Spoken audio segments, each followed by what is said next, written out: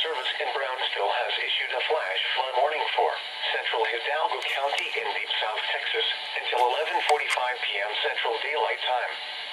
At 10:16 p.m. Central Daylight Time, National Weather Service Doppler radar indicated slow-moving showers and thunderstorms producing heavy rain across Central Hidalgo County.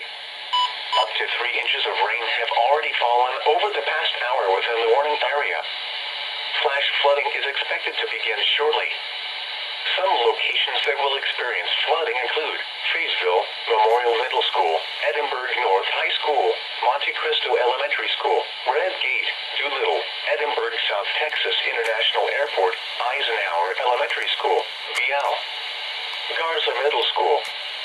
Be especially cautious at night when it is harder to recognize the dangers of flooding. Excessive runoff from heavy rainfall will cause flooding of small creeks and streams, country roads, farmland, and other low-lying spots.